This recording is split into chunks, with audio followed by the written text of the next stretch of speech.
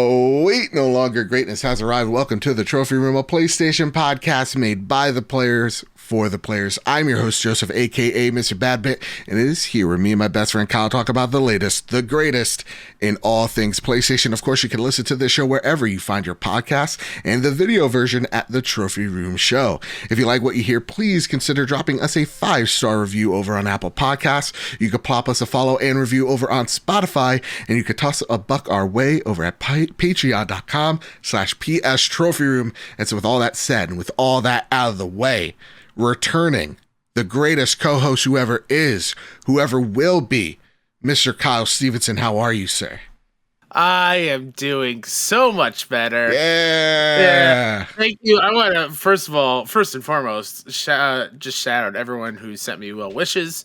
That was very, very kind of you. I was not expecting that, which is a weird thing just to even think about.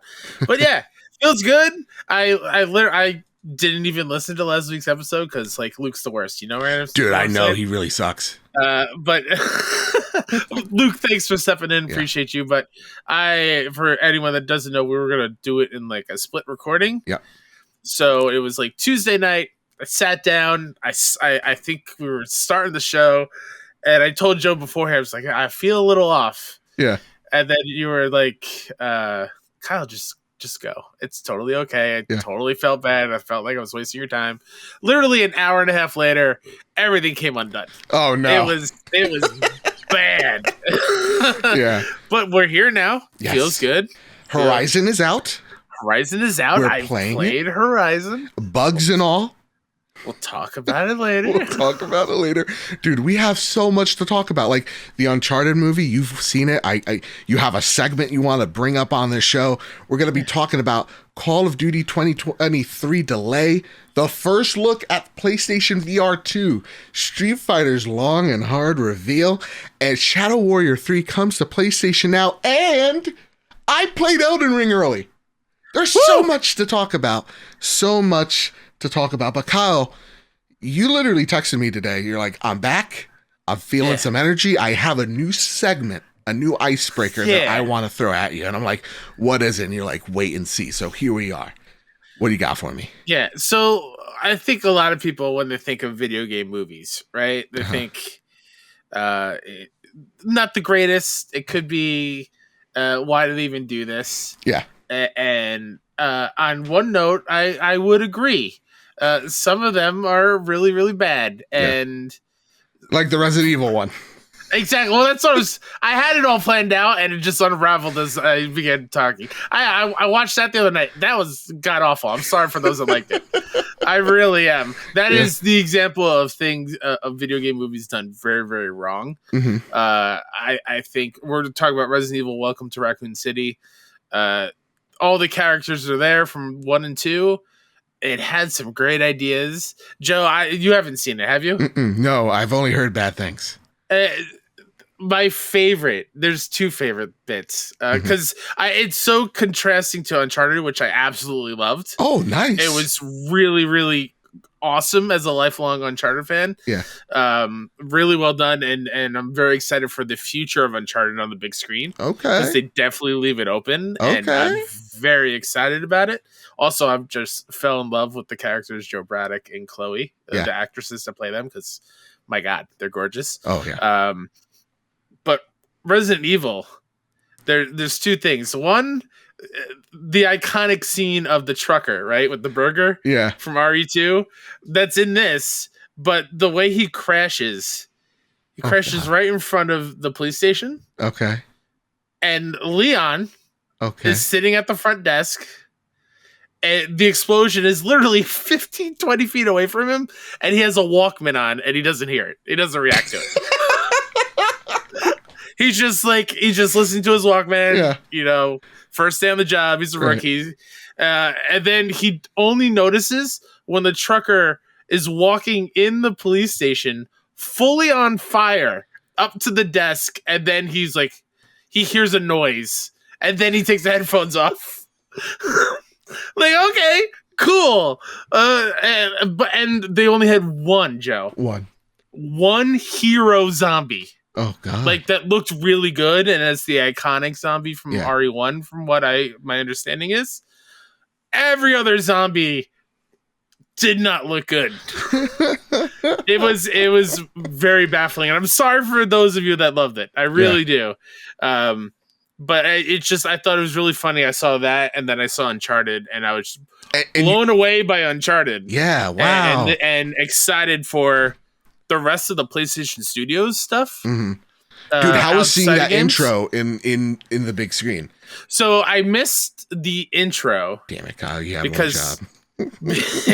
Because I was running late from work. Traffic was really bad. Oh, okay, that's fair enough. I missed the intro. But it does the typical Uncharted thing where it shows the set piece at the beginning and then it revisits it later in the movie. Yeah. So the scene with the cargo plane, that is how the movie opens. Okay.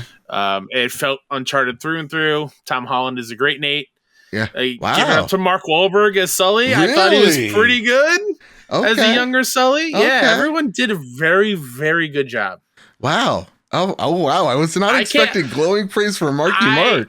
I might be in the minority there, but I think you did a great job. Wow. And I cannot wait for you to see it because it generally is a really fun time. Such a fun time. And that's what I want from Uncharted. I don't want Oscar worthy performances out of these guys. You don't need it.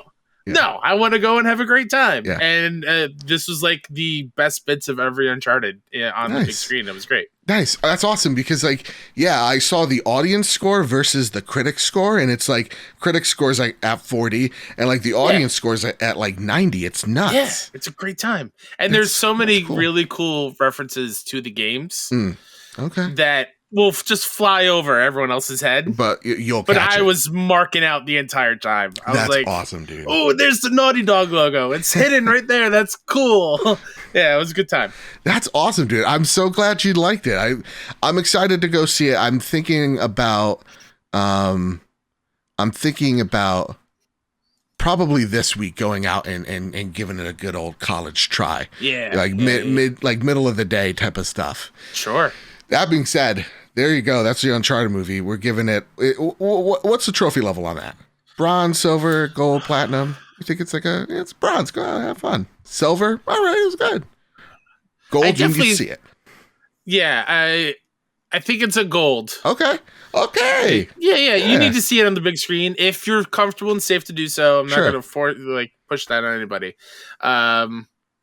It's pretty close to platinum level. There are some things I wish could be a little bit better, but it was a good time. Well, luckily we're not a movie podcast. We're not Siskel and Ebert? No, I don't even know who those are. That said, I want to thank our amazing patrons over at patreon.com/PS Trophy Room. Before we get into all this breaking news, I want to thank our 3 newest members, the Red Beast, Brandon, and D Amazing. Thank you all so very much. I want to thank our platinum producers, Todd Burowitz and Toxic. I want to thank our gold members, Spam and Bammin, Too Soon, Gavin Gottfried, Jose Jimenez, Jedi Master Rad, Metal Kirby, Awesome Dave, Robbie Bobby Miller himself, Strubles and Bits, and Chaotic Monkey. I want to thank our Silver Plus members, Hide Indoors, Nakachaka, Marcus O'Neill, it's just Ray, JB the Purple Monkey, Jadis Vaughn Metal, Tim Ulf, Justin Rodriguez, Awesome Dave, Cypher Primus, Captain Logan, Todd Roper, Brenton Zachary, K Grimm, Rick Arrington, Dewane Raksha, The Good Sir, Trucker Sloth, Mr. and Mrs. Nasty Boots, Drellis, Foolish Fuji, Annie Day Now, Kevin Mitchell, Kevin Diaz, Manx Vizia, The Lord Commander Corgi, Elo 2032, and Stephen Flesh. Thank you all so much for keeping the lights on, making this show possible each and every week. It's the reason why we look so good and sound so great. And even if it's just $1, it really does help us out. I had a little tweet last week or earlier this week of, listen, we've been approached by those shave clubs. We don't want to do them yet. We feel like they take advantage of small indie shows like ours. It's really important that Patreon really does help us out to get the products in to make us sound even better and look even better and up our production game and all that stuff. So if you like this show and you don't want to hear us, go on about how we're shaving our bits, Well, please head on over to patreon.com. We're receiving food to our doorstep. Yeah, with DoorDash, which is getting too goddamn expensive. Let's be real. I can't use it. They don't come to my house. Or Uber Eats. It's like, all right, settle down. Yeah, you know? Too expensive. $5 surcharge just to get Wendy's to my door because I'm too lazy to put on pants. Forget about it. But with this promo code, anyway, we have a different energy this week and I love it. Kyle, listen, Patreon's amazing, but it is time to square up the news. Take it away, good sir. First bit of news that needs to be squared up is from Andy Robinson over at VGC. Yeah, VGC. Why did I stumble over that? Because I didn't put it in the notes. No, but I still clicked on it to read it, and it still slurred a little bit in my speech. Andy Robinson writes, Call of Duty will reportedly skip an annual release for the first time in nearly 20 years. Activision has reportedly decided to delay next year's Call of Duty game, thus marking the first time in nearly 20 years it skipped an annual release. That's according to Bloomberg, which claims that the company decided to push back the release of a new Treyarch-led game after last year's Vanguard failed to meet expectations. Quote, leading some executives to believe that they're introducing new versions too rapidly, end quote. Activision is reportedly working on other projects to fill the gap next year, including a steady stream of additional content for this year's premium Call of Duty game and a new free-to-play online title. A spokesperson for Activision told VGC, quote, we have an exciting slate of premium and free-to-play Call of Duty experiences for this year, next year, and beyond. Reports of anything otherwise are incorrect. We look forward to sharing more details when the time is right, end quote. It was recently officially confirmed that this year's Call of Duty release will be a sequel to 2019's Modern Warfare reboot, developed by Infinity Ward. Activision is also working on a new iteration of Battle Royale game, Warzone. Call of Duty's year off will coincide with Microsoft's acquisition of Activision Blizzard, should the deal be completed as planned by summer 2023. However, Bloomberg claims this had no influence on the decision to delay next year's game. It's noted that Call of Duty is often the best-selling console game in most years, so its sudden absence could be significant for the game's market. Ooh-wee, this is huge news. And first off, talking about Call of Duty way too much, man. It's like the third show where Call of Duty is like the main topic. Yeah. But this is huge because, this is A, the biggest game every single year, and B, this is the first time it's going to miss a release in 20 years. It's wild. Call of Duty's been a thing for 20 years. I was 14 years ago. I was 10. That doesn't hurt as much until like we hear when we talk about like life milestones. Yeah. Then that hurts a little bit more. I think I just entered middle school. Nonetheless, listen, Mystic Stiv writes in, do you think the Call of Duty delay has anything to do with Microsoft taking over and wanting a better work environment for the games, or for them to release a less buggy experience? I feel like it's probably a less buggy experience. Yep. Which is a bummer that takes priority to a better work environment. Yeah. But I think that's either way. I think it's smart for them to take a year off. Yeah. I find it fascinating that we've gotten a new Call of Duty every single year, and it's doesn't feel samey. Yeah. They each feel different enough to make it like a new kind of thing. Yeah. So, first off, there is something to say, it's been 20 years of this IP is not only still relevant, but still in the top of the leaderboards, as it were, right? There's something to that. I also think this does. So to answer your question, Mystic, I think friend of the show, Hogue Law, who's over at the Bitcast, which is a great podcast each and every Sunday, has stated, as a corporate lawyer as he is, it is illegal for Activision to work at the behest of, I hope I said that word right, probably didn't, of Microsoft right now. They can't take orders from Phil Spencer. They can't do anything to help Microsoft or anything like that, because they are still an independent entity. And by working as if they were a Microsoft entity when they are not, would be breaking the law, and that 70 billion whatever dollar deal goes out the window. So this is not because like Phil Spencer wants to get back at PlayStation. This does not hint that Call of Duty's leaving the PlayStation ecosystem. In fact, it probably even, they've said it's not, but this probably even makes it more, a longer tail of making sure that PlayStation does have Call of Duty for even longer. It's not like you miss a year and then they're like, well, that one's a dud. No, that's going to carry over to the next for the contract. So it's not because Microsoft's taken control. It's sadly not because of work environment. You would like it to be. It's because, Kyle, they put all their eggs in the Call of Duty basket.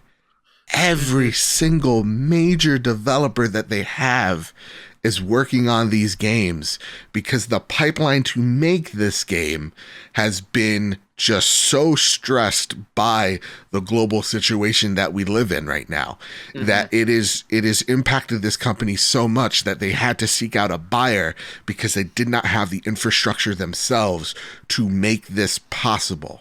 So I also have to think that it's hard for Activision to hire anybody because why does anybody want to work there right now? So I think they're having a hard time finding, retaining staff, as well as the pipeline that it makes to produce these games has been stressed to stressed as they can go without anything snapping behind the scenes as far as we know. So that's why I think this is really happening more than anything right now.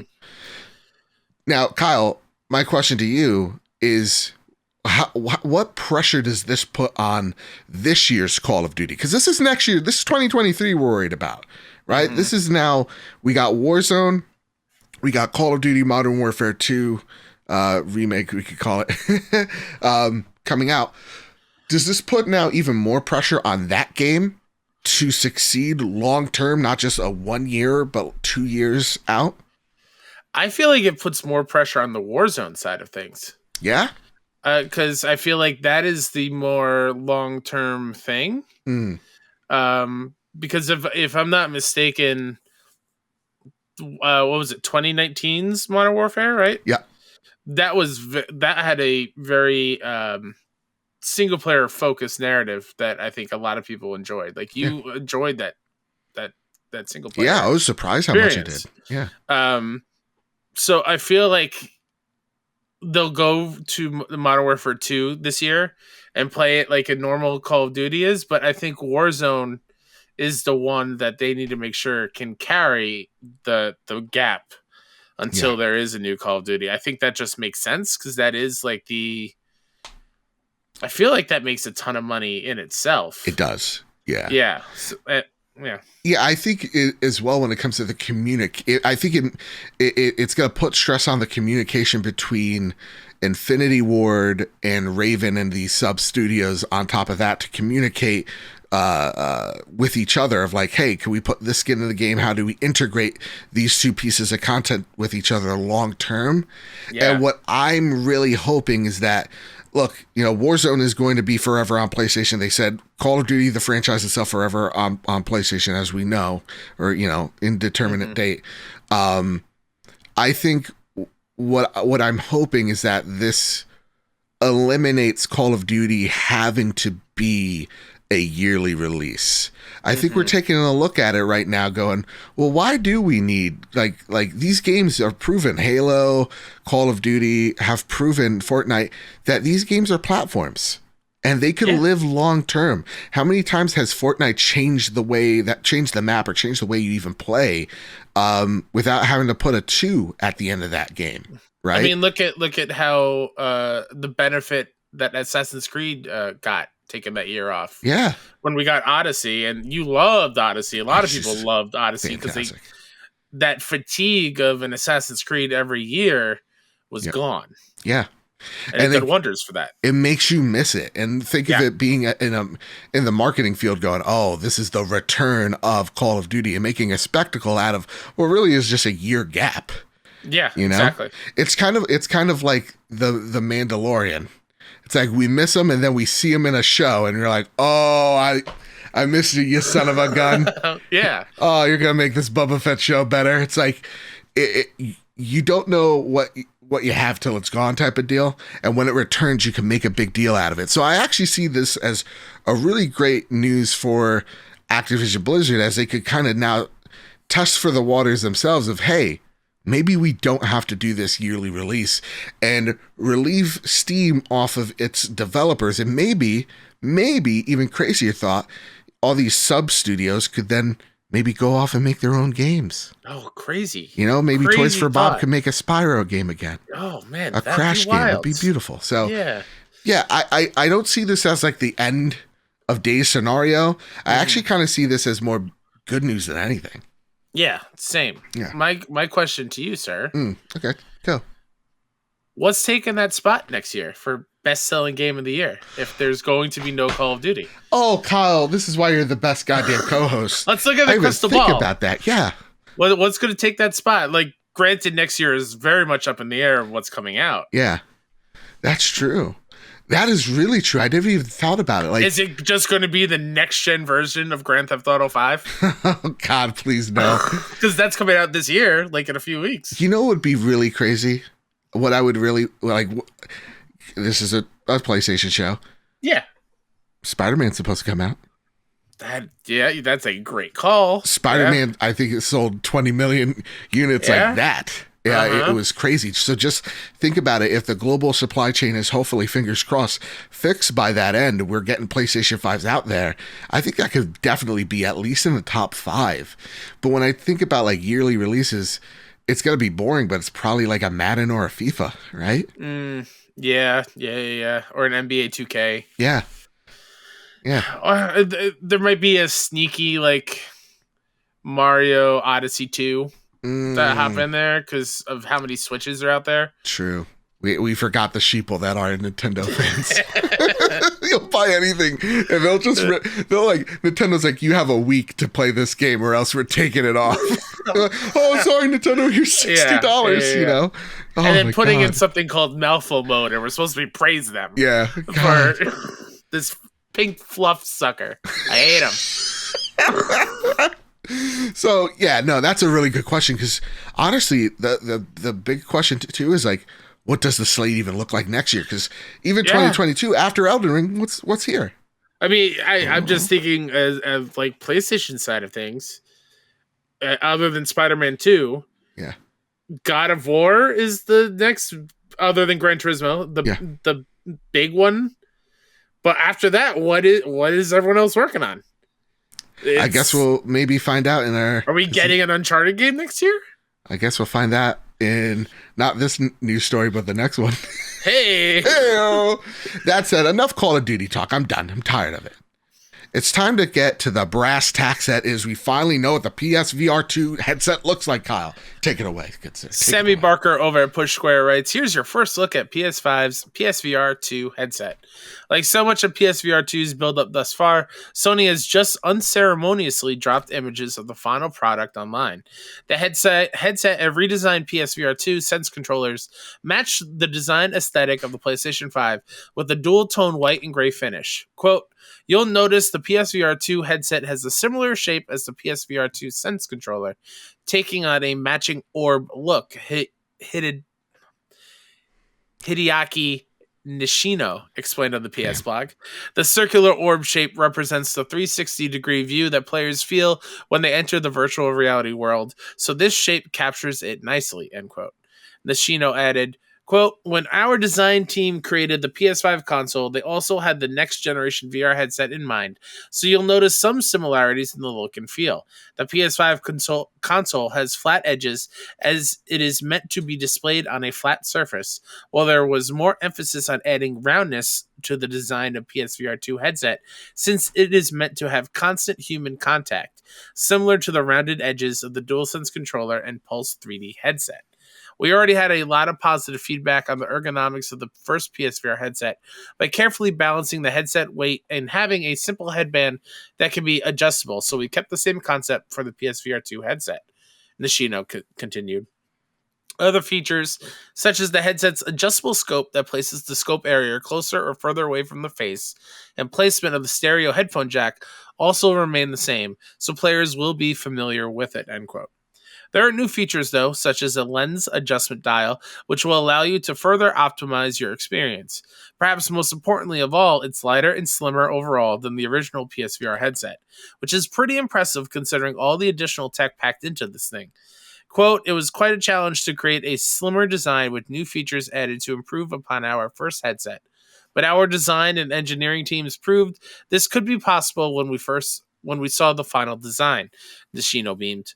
One additional cool feature is the incorporation of a vent, which will help to avoid the lens from fogging due to condensation.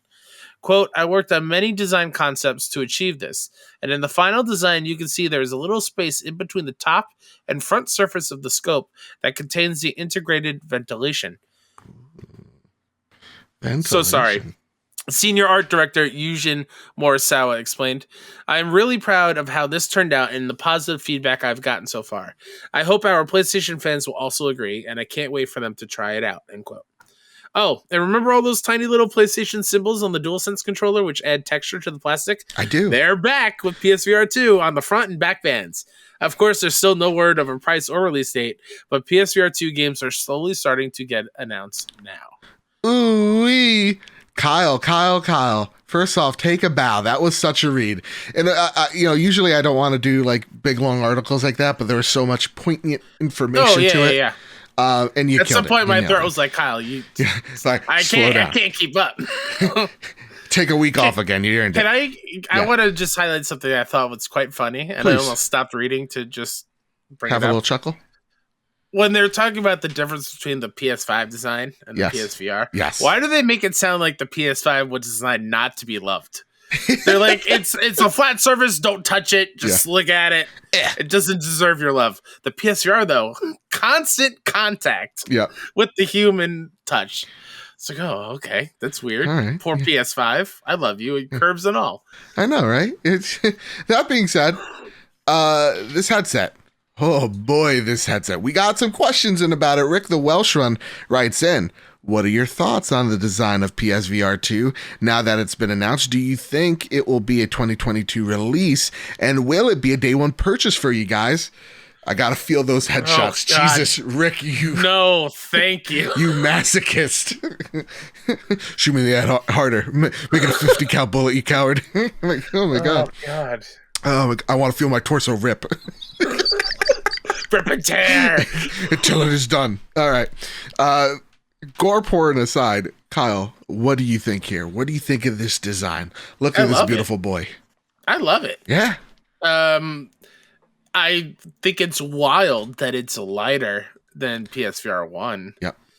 Because 1 felt pretty good on the head. Yeah. That sounded weird.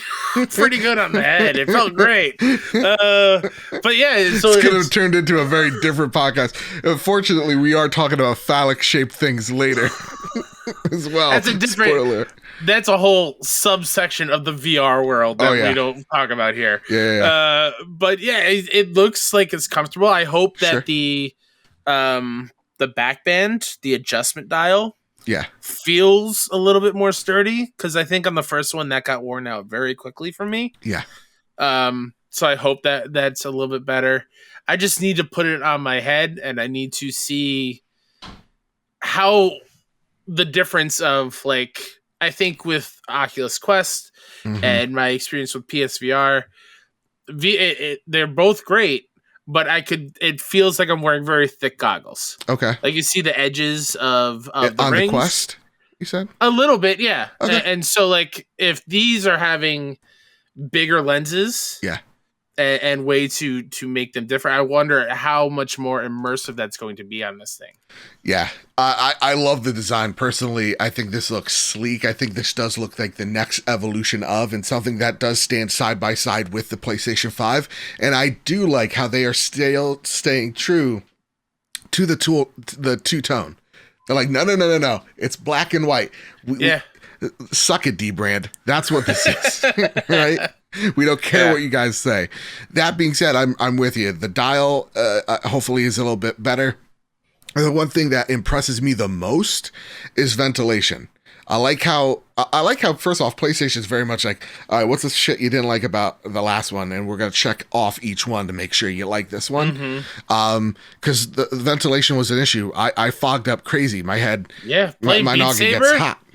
Yeah, playing Beat Saber, you get sweaty, and then it fogs up the lenses, and then you're afraid of wiping them off because you're gonna scratch the lens, or you're gonna smear it, and then you got the little air. It's a lot, so it's cool that they're taking that into account. Now, do we think that this is a 2022 release? Yes, this is 2022. I hope so. The reason why I think they revealed it is the same reason why I think they revealed the DualSense controller back in the day. It's because they're making these. These are heading into production sooner rather than later. I would think probably by the end of March, early April, tops. These are entering in production. They already got dev kits out there, and I think these are heading out 2022. Now, Kyle, my next question. I mean, this is obviously a day one purchase. Oh, yeah. But how if PlayStation won't let us buy things from PlayStation Direct? That's the thing. I don't know. Yeah, audience, we may need your help on that one, bud. I mean, like, fingers crossed that Best Buy have pre-order links and whatnot, but it'd be just so much easier. Like, that's the thing that blows my mind. I got my Horizon Collector's Edition totally fine from PlayStation Direct. Yeah. But when it came to those DualSense controllers, my purple one's on the way from GameStop. Huh. Well, that's good. Oh, humble brag. I know you got yours. How dare you? Look at how beautiful this thing is. Yeah. Oh, I'm so jealous. This is my favorite one. Purple. That is a great purple. This is already my favorite controller I own. Like, this is awesome. So great. Yeah, when you showed me that link, Kyle literally texted me the link. I didn't even think twice. It was just natural. I bought it. It took me less than 10 seconds to make that mistake. Mystic Stiv writes in, do you think it being wired will affect sales compared to others on the market? No. I mean, this is only for PS5. Yeah. I think it's limited to people purchasing it strictly for those who have a PlayStation 5. Yeah. I really do think, though, you'll see this thing on PC. Like, I hope so. I think people on PC are smarter than us. They'll probably jailbreak this thing. Oh, absolutely. Do it that way. Listen, I'm not going to say that. I've been on the hub before, Kyle, and they have VR, and it's like PlayStation. We're people. Yeah, come on. All right, we're going to talk about reused penis in a second. Come on, we're all human. So, like, they have that logo there, and I've always been, like, not curious. I'm not hooking this thing up to my PC to give it a whirl. Yeah. Too many wires. Now, if it's one, maybe Joe will ride the dragon then, but... like it can be done. I just want it for practical reasons rather than just perversion. This piece of hardware gets out to not just PS5s but PCs everywhere. So I think it being limited to PS5 is the thing. I think that's very healthy just for VR market in general. Yeah. Because it's still, as much as it's getting more and more normalized and more out there, VR is still a pretty niche market. Yeah. And so the more headsets that can play every PVR game, the better. So I would hope it gets hooked up to PC. And we're seeing more and more companies invest and the VR market grow. So that's why PlayStation's really doing this. I would expect PlayStation Home to come back. I would expect it with this for sure. For sure. Now, Nasty Boots, our last question comes from him. He writes, okay, to wire or not to wire? What is your preference? Honestly, it used to be no wire for me, Kyle, but everybody that has owned an Oculus Quest has come to me going, no, Joe, you don't understand. It's cool that it's not a wire, but it's genuinely held back because of it. So a wire is more preferable. Because you're going to get that power from the PlayStation 5 and the headset itself. So things are going to look genuinely and run genuinely better on this headset. So now I am pro wire. Yeah, I think just from a comfort standpoint, I would prefer no wire. Because there will always be like an itch in the back of my head, like, don't spin around. Yeah. Don't get that wire, looped up around your legs, because now you're gonna knock over your PS5, and that's a whole issue. You're gonna break the VR2. You're probably gonna break your TV too, because the PSVR is hooked up to it. So like, there's always that little bit in the back of my head of be as still as possible, which is hard in VR because you're supposed to be immersive and be the character. So I'm a little bit bummed by that, but yes, if you want the best performance from it, wire is totally okay with me. Yeah, as long as it's man, so many innuendos this episode. As long as it's long enough, I don't think anybody's gonna care. Also, the controllers is important. Yeah, that's right. Yeah, ladies and gentlemen, for wires. But some people also say it's a motion of the controller as well. Shout out to the controllers, by the way. In all seriousness, they look dope. That said, PSVR2 looks awesome, but you know what is way more awesome and way more immediate? Before you go into that, when are we going to hear if everything is backwards compatible from a VR standpoint? At the state of play. I sure as hell hope so. I pray to God that is the case. If none of the VR titles that I own or are already out there carry over, that's a big problem. Yeah. And I mean, that could be the case because, we don't know the intricacies of how to track hand movements and how that goes from one title or one platform to the other and all that jazz. So, it's a real possibility. And though they've said it's backwards compatible, now they're kind of like, they're actively not talking about it. Yeah. And that is worrisome. But, I don't know. I don't even know if I give them the benefit of the doubt there. But again, I don't know how development works on VR and how to port things over from one scanning tech to the next, or one tracking tech to the next. That said, you know what I don't have questions about? What? When I'm gonna play Shadow Warrior 3, that's for sure. Hey, Rebecca Smith over at PS Lifestyle writes, first PlayStation Now Day 1 launch title sparks rumors of Project Spartacus reveal. On March 1st, Shadow Warrior 3 will be released. This news in itself is nothing out of the ordinary, but a small note alongside the latest gameplay trailer revealed the game will be launching into PlayStation Now on the same day. This is the first Day 1 title to arrive into the subscription service, and the news has sparked rumor of an imminent reveal of Project Spartacus. Project Spartacus is rumored to be the name of Sony's rival to Xbox Game Pass. Sony Interactive Entertainment's Chief Executive Officer Jim Ryan has said before that Microsoft's subscription model wouldn't work for PlayStation, especially with AAA titles launching on the service on Day 1. However, Sony has been working on some kind of response, and in November, Ryan said there was, quote, news to come, end quote. With Shadow Warrior 3 being the first ever title to launch Day 1 into the service, many are expecting an announcement to come before the end of February.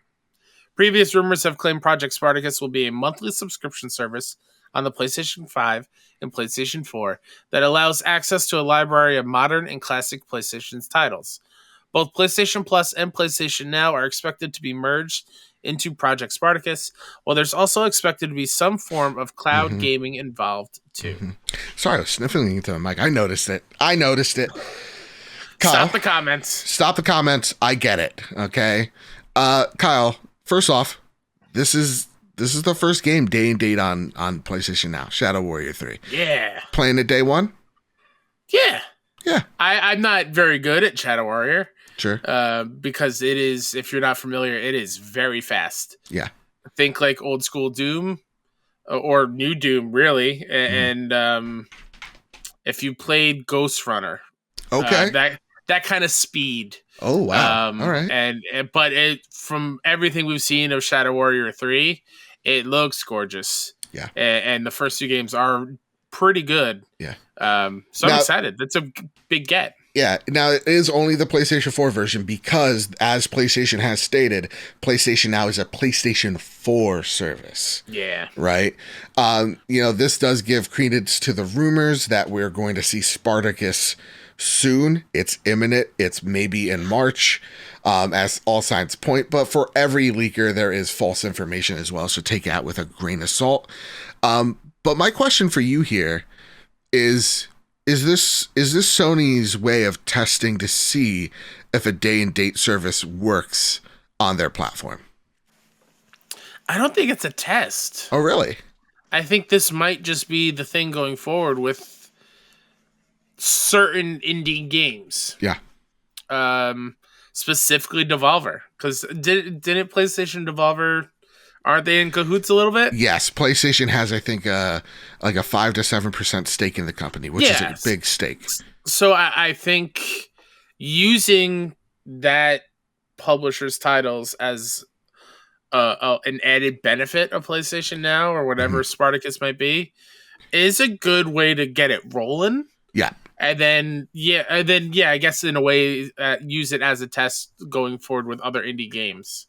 Yeah, I think that's smart. I think that's really smart. I think you're right there. I think this is PlayStation's way of rolling it out while also doing a little bit of an incubation test. Like here's our little test, and we're a little test tube, and we're gonna see what happens in real time to this game as. Will it actually add more people onto the service, and how that drop off affects then when people are done with that game? I think PlayStation's doing tests that way, but I'm pretty sure at this point, if Spartacus is being revealed in March, they genuinely know what this service is going to be. And so I do think this is a slow rollout. And I think this is, again, something we've been saying since day one of like, this is not a one-to-one Game Pass thing. This is going to be probably more indie AA games on this service, sprinkle in some classic PlayStation stuff and some PlayStation 4 and some PlayStation 5 games down the line. But this is really exciting to see that Sony is getting that ball rolling, as it were, because Jim Ryan's got his tap shoes on and he's dancing to the beat. And he sees where the rhythm's going. He's got in cahoots with the DJ. He sees what Xbox is doing over with what shall not be named. Because when I do, I get angry DMs.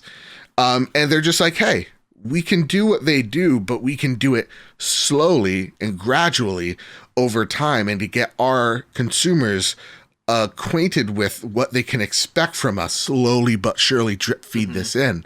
So I'm really excited by this news, because it seems like what we were concerned about of PlayStation reading the tea leaves, they have, and it seems like they're being incredibly proactive. My last question to you, sir, do we see the acquisition first, or do we see Spartacus first? Acquisition of anything? Whatever it may be.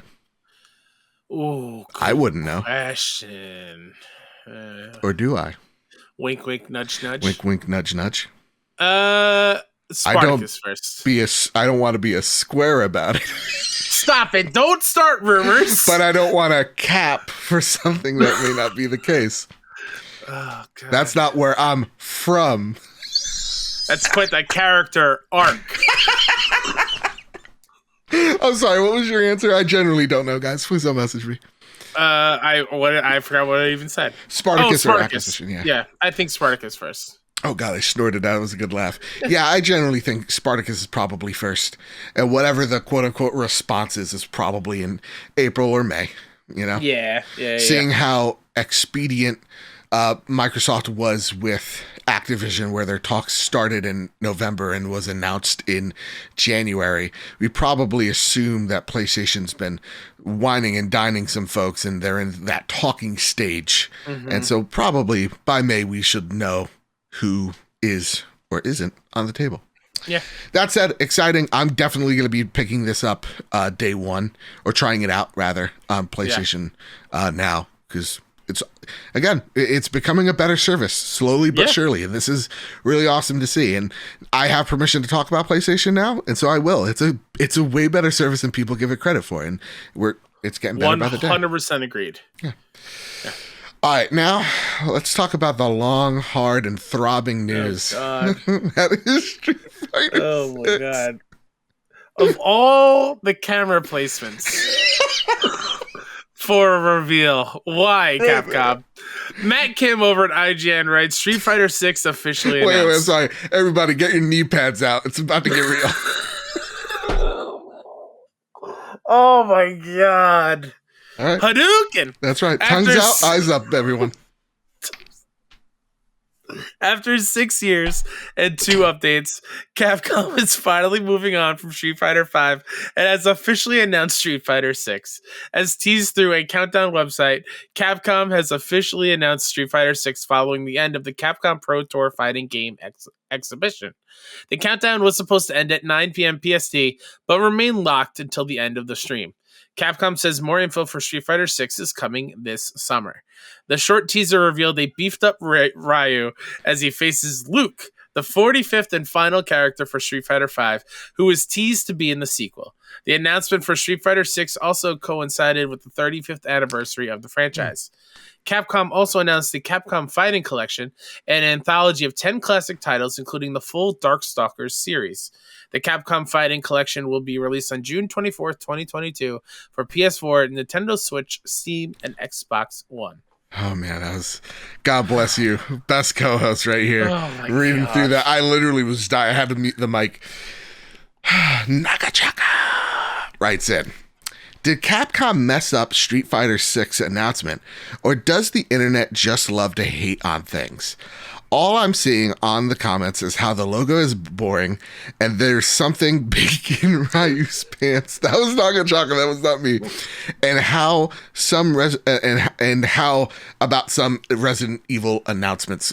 Question mark. Okay, this reveal was strange. I gotta say this. Mm-hmm. It was weird, and I stayed up till 12. Watching. You actually stayed up to watch it. Yeah, and I honestly thought it was me in the beginning when I was watching the trailer, and it zones in. Like, you're just seeing the character model of Ryu, and he looks as beefy as Kylo Ren does in what shall not be named Star Wars movie, and then all of a sudden it zones in on his upwards from like his knee area to his pants, and I was like, did I just see the outline of? Did I just see that? Uh-huh. And I thought it was just me. I'm like, no, it's 12 at night. This is I'm normal. Tired. I need tired. to get sleep. Yeah. And when I'm tired, I have gay thoughts. So maybe this is just the melatonin's kicking in. Yeah, the melatonin's making me feel different things. This can't be it. And then I wake up and everybody's like, one of the best Twitter's replies I saw was, yo, they gave Ryu a straight up slanger. And I'm like, oh my God. And everybody noticed. There's like circle images, there's enhanced. I saw a lot of my lady friends on Twitter going, well, I'm a fan of Street Fighter now. It's fucking great. So, yeah, straight up, it was distracting. Now, here's the thing. I'm an equal opportunist, right? If we see the booby jiggle physics, we can see some slanger, things as well. Mm-hmm, all right? Mm-hmm. Let's be real here. Let's be adults about it. We just talked about VR porn. We could talk about this. But then the logo happens, Kyle, and everybody's making fun of that. Which now I understand, because someone literally found the logo font on Adobe. Yeah, it's like a stock Adobe thing. So it's like you're taking this moment, like that logo is iconic. You're already changing it to be like some type of paintball font. That's the thing that, as the non-Street Fighter fan, their logos for their games are iconic. Yeah, I'm not a big Street Fighter fan, but colorful colors, and this looks like a boring Silicon Valley app. Yeah, and that you got 6 notifications from. Yeah. Does this worry you about this game?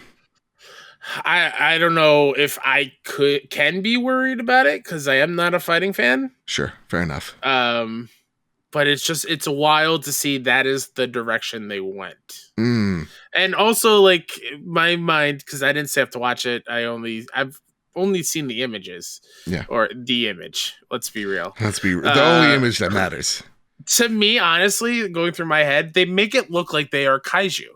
Yeah. They make them look like they are monstrous beings and gods that are going to punch Godzilla in the face and totally be fine, because they're the same scale height-wise. Like, everything seems odd to me.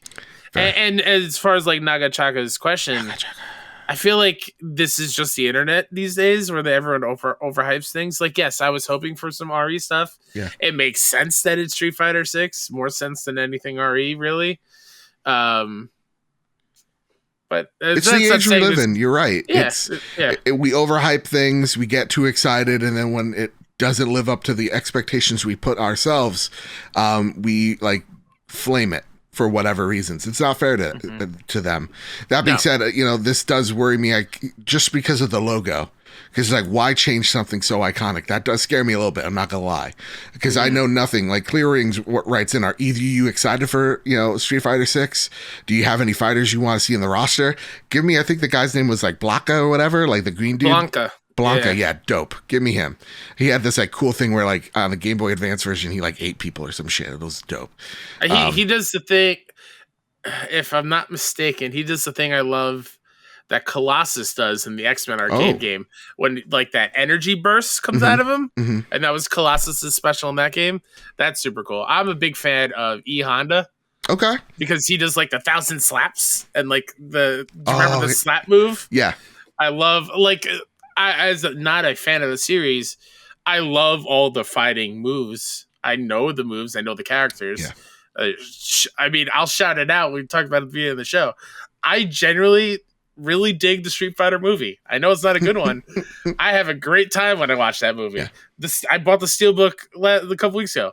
It's a gorgeous steelbook. It comes with an actual M. Dyson money inside. Ooh. So like I know an NFT? I know the no. It's actually it's a fungible thing. What a joke. What a joke. But I gotta see it in action. Yeah. Same. Do you think this is a PlayStation exclusive? Because they didn't have like any PlayStation emblems on it. And when it was revealed at PSX, it was like, this is exclusive to PlayStation. I don't know.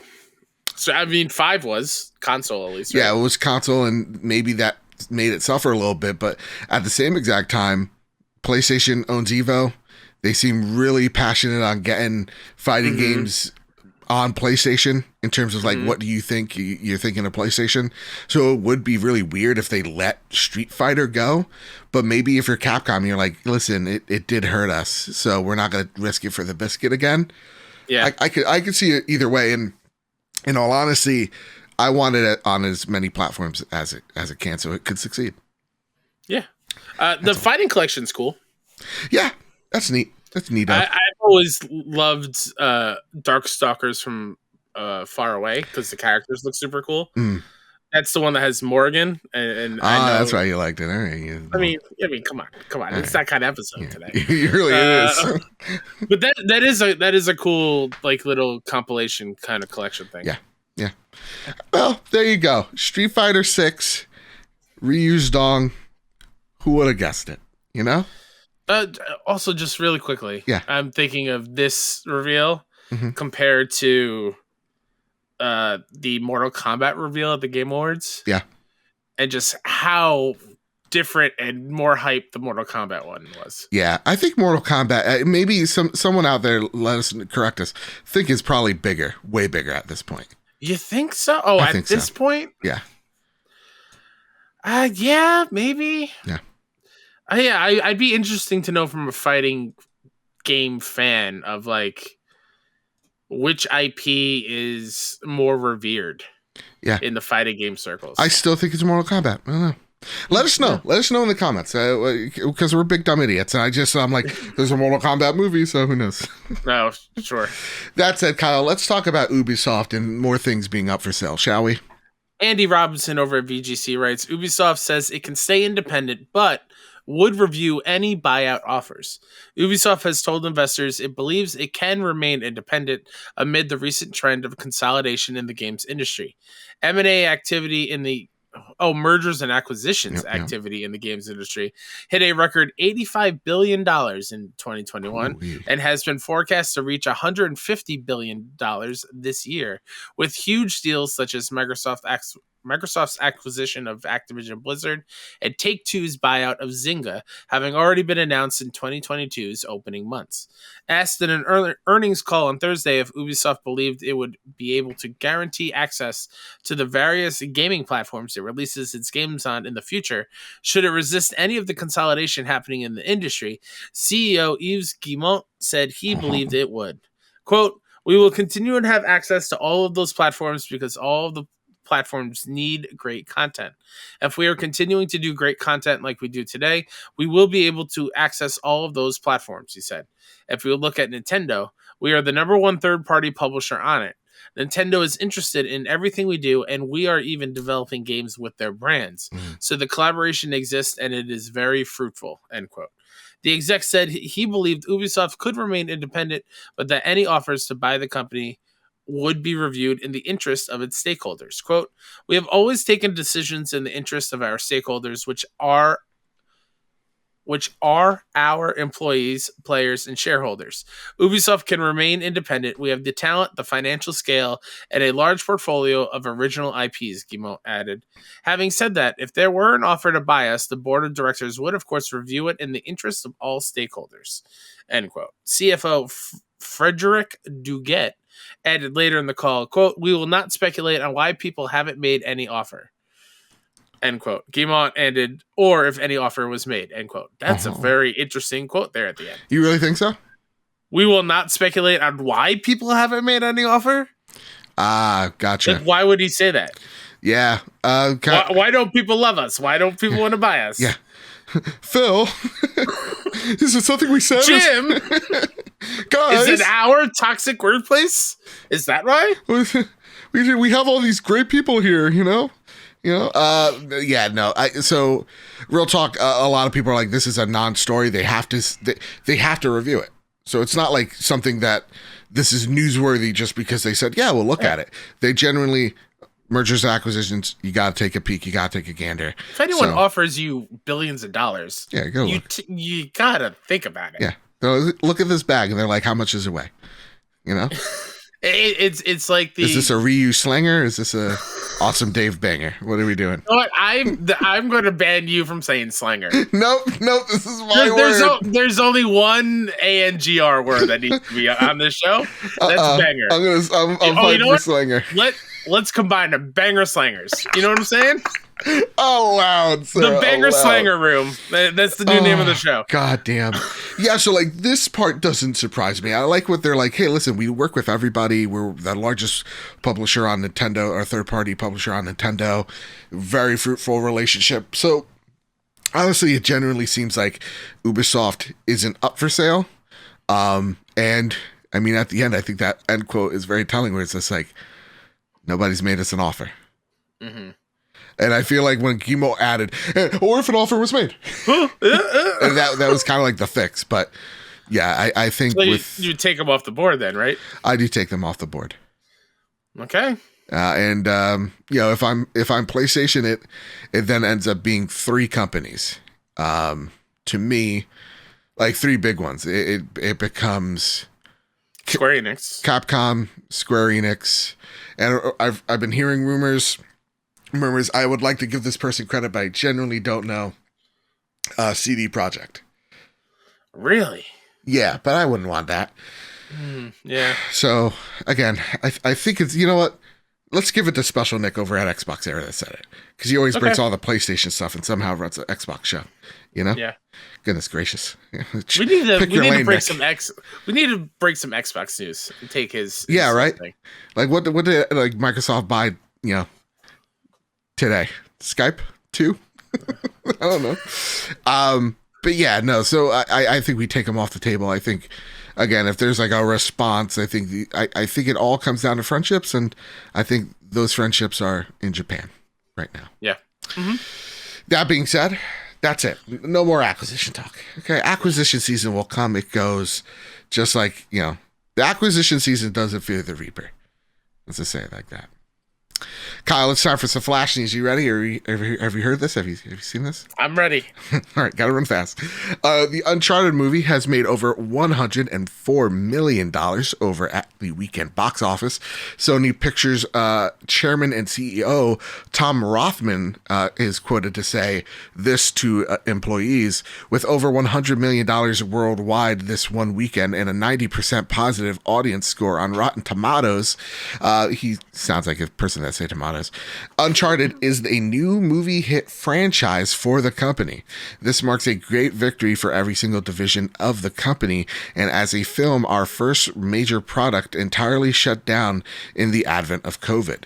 Yet we persevered and completed a picture for the audience that the audience loves, and marketed it and distributed it with a strategic veer worldwide despite the pandemic. Now, to insert this impact is proof once again that the unmatched cultural power of real movies on the heels of Venom. Oh God, it was so bad. Ghostbusters Afterlife was genuinely fantastic. And Spider-Man No Way Home, which made Joe believe in God again. Uncharted is yet again another blow to theatrical naysayers and further proof of the efficacy of our model. Looks like theaters ain't dead yet, Kyle. Which does make me happy. Yeah. I also theater.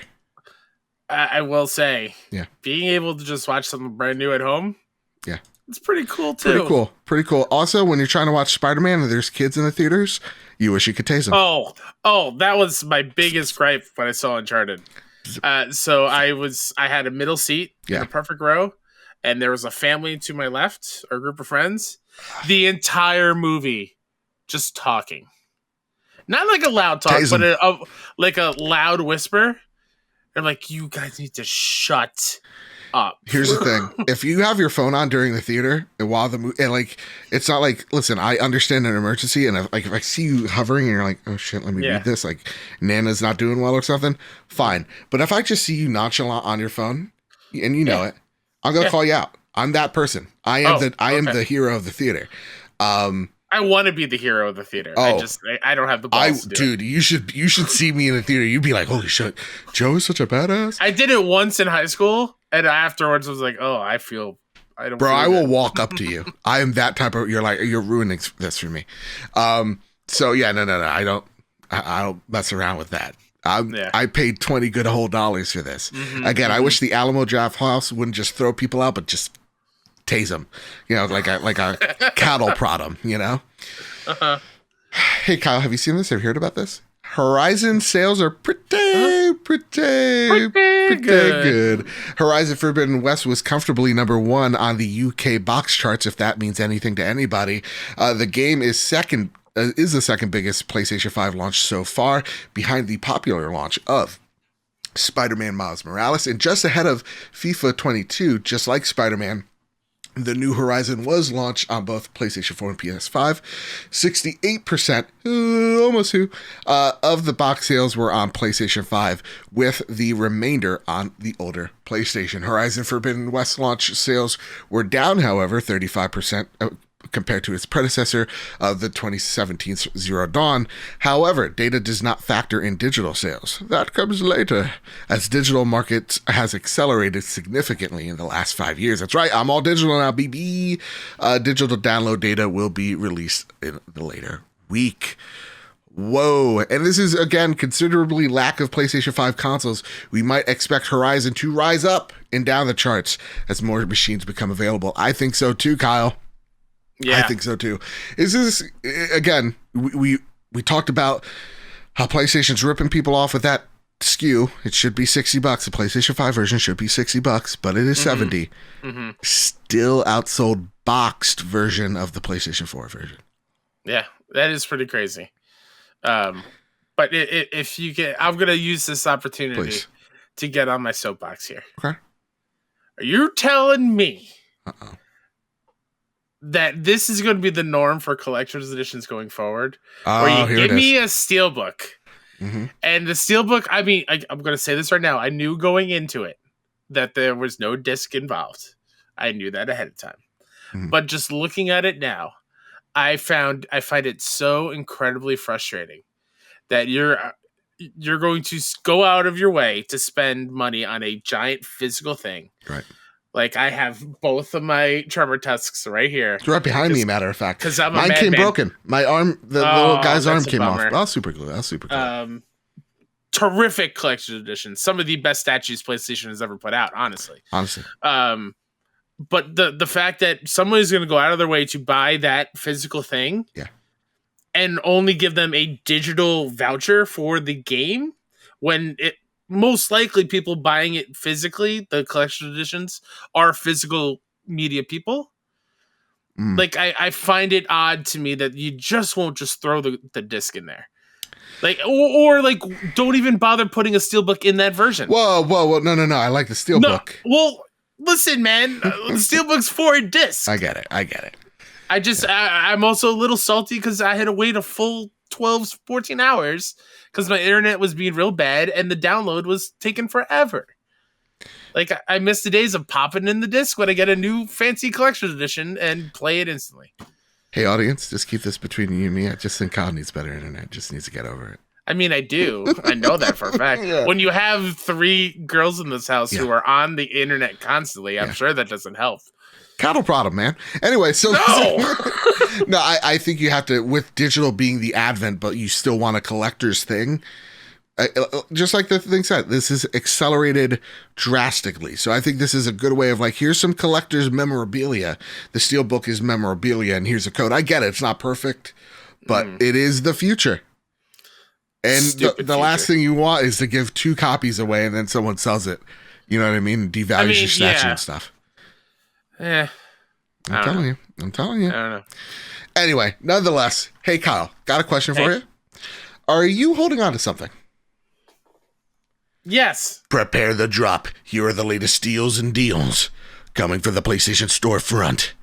Hey, it's the monthly March PlayStation Plus games. They've finally been announced. You got Ghost Runner for PlayStation 5 and only PlayStation 5, not the PlayStation 4 version. Ark Survivor Evolved for PlayStation 4. Sonic Team Racing for PlayStation 4. And Ghost of Tsushima Legends, the bonus for PlayStation 4 and PlayStation 5. And not to mention, on March 15th, you got GTA 5 for PlayStation 5. Please clap. This is great. Please clap. This is a big month.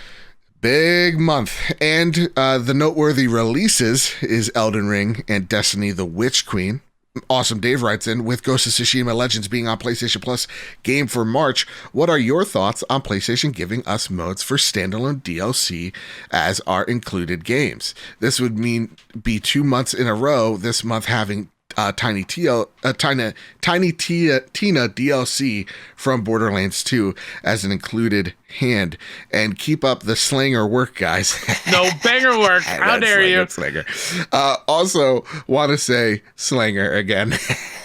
It says banger on the dock. I don't know about that. I see what's in front of me. Yeah, you know what? I'm okay with it. I'm okay with it. I think this is also them testing the waters of like, hey, if we just put the multiplayer versions on this free to play stuff, you know, these platforms, people gonna play it.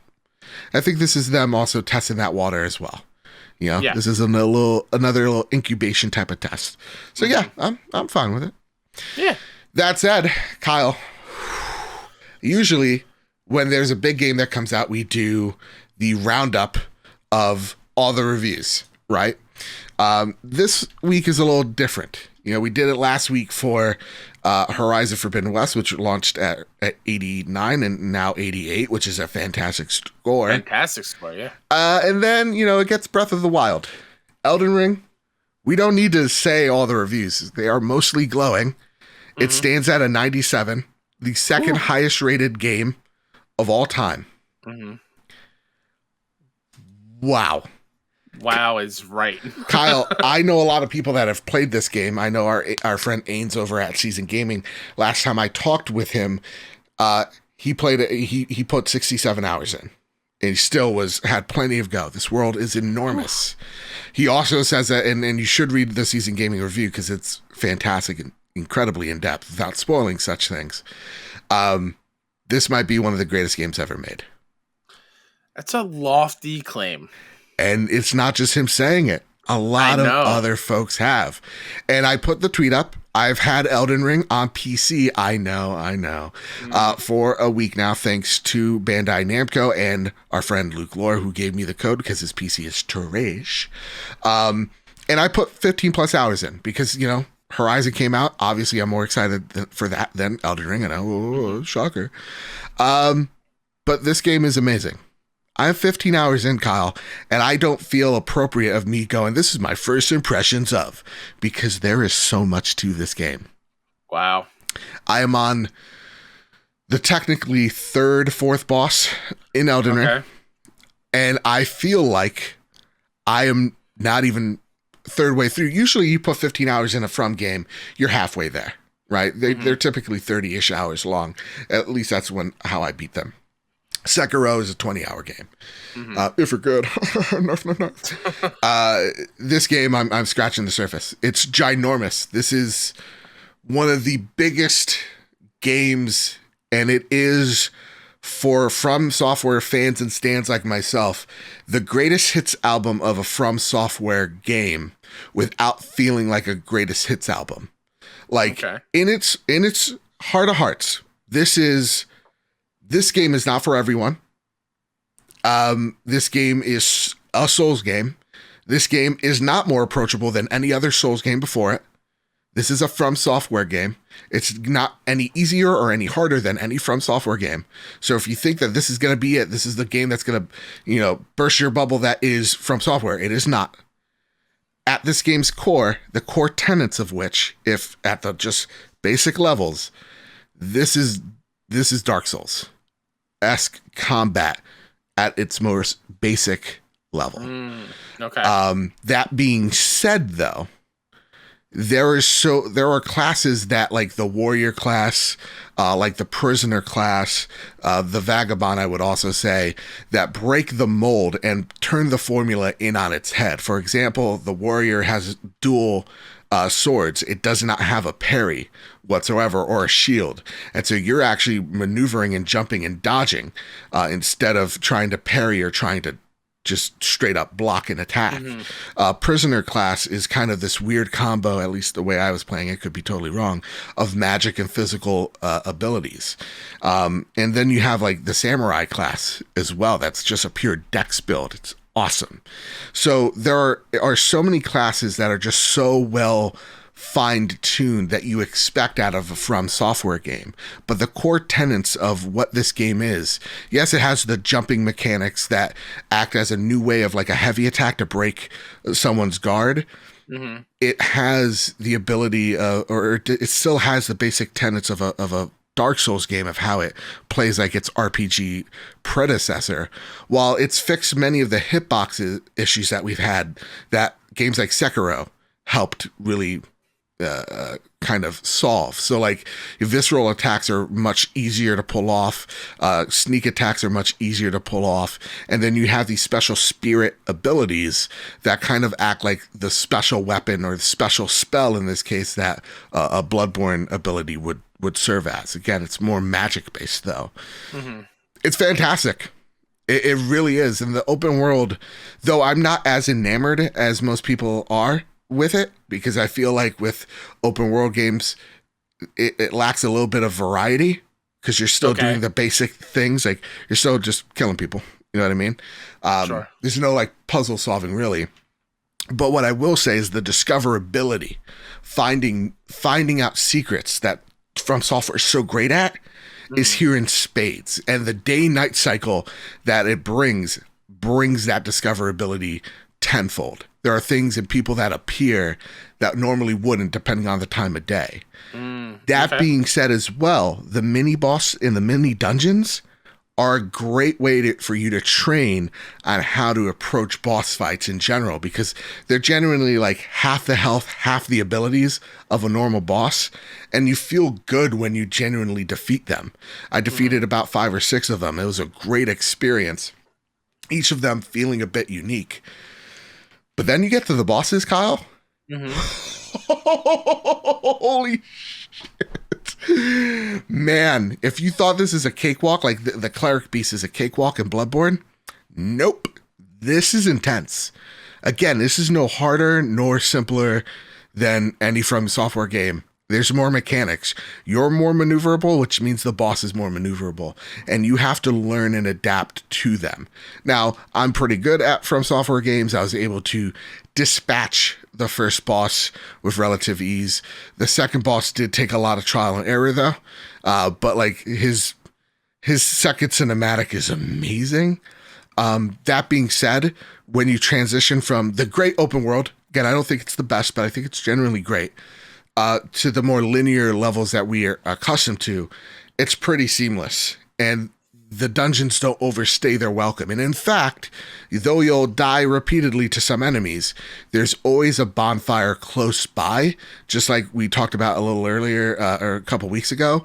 So it's not a frustrating experience of having to trek to that failure. That is good to know. I was going to ask you about that. That's good. Yeah. I genuinely love this game.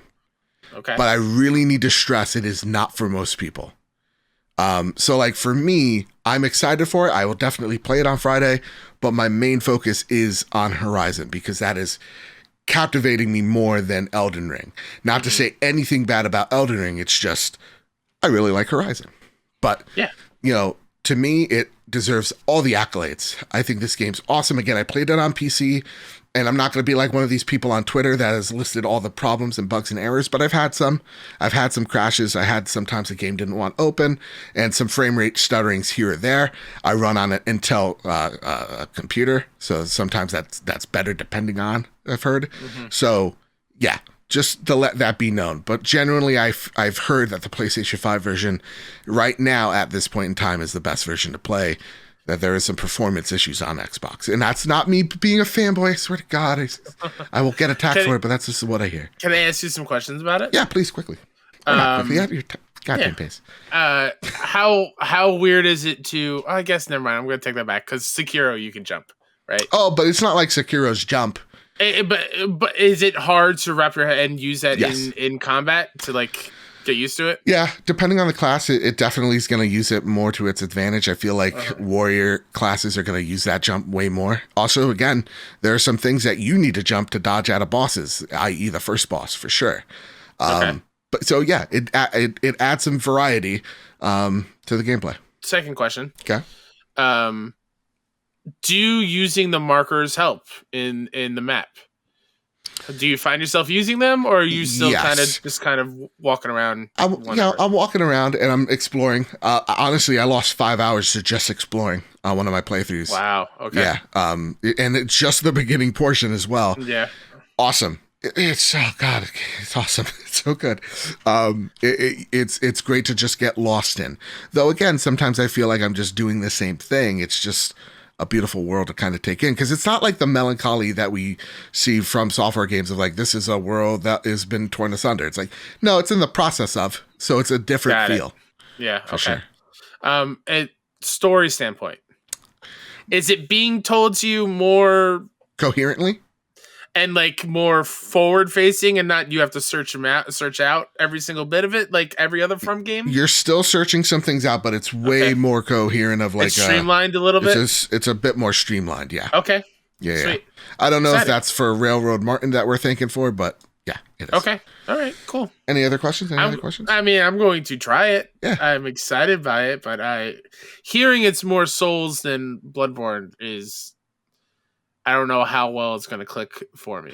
Fair enough. And again, I really can't stress this enough. It is not for everyone. As much as I love From Software games, and I feel like everybody should try them, I understand that they are not for everyone. But this game, the only thing that deters me is how long it is. Because, when I hear I'm 80 hours in, I haven't beat it yet. I'm a working boy now, man. I don't know if I got 100 hours in me. So I already think the platinum's out of sight, which hurts me a little bit. But if the world is as good as it is and it keeps going as great as it is, I could definitely see this being awesome. And I see a lot of people as well going, oh, Horizon got Breath of the Wild again, blah, blah, blah. Dude, this game's it's still gonna sell. It's still gonna get that sequel. It's still an amazing game, despite a stellar experience that is Elden Ring. So don't freak out. Don't worry, Daddy's okay. Horizon's fine. Speaking of, better than fine, actually. Yeah. It's fantastic.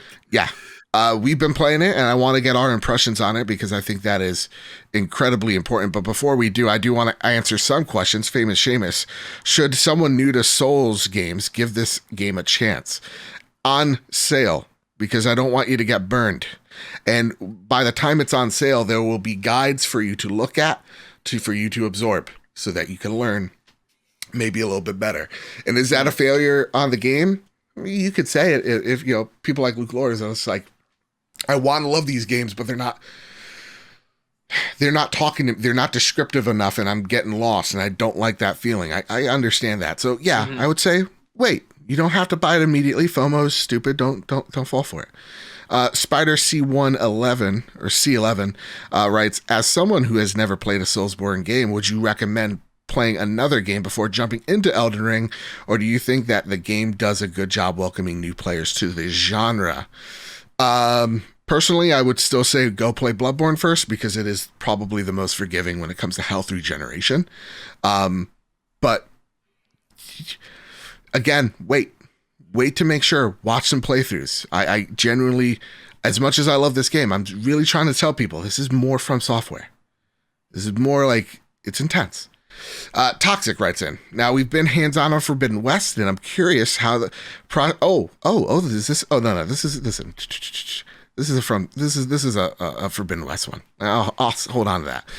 Elden Ring is a few days away. This comes from Wayne Russell.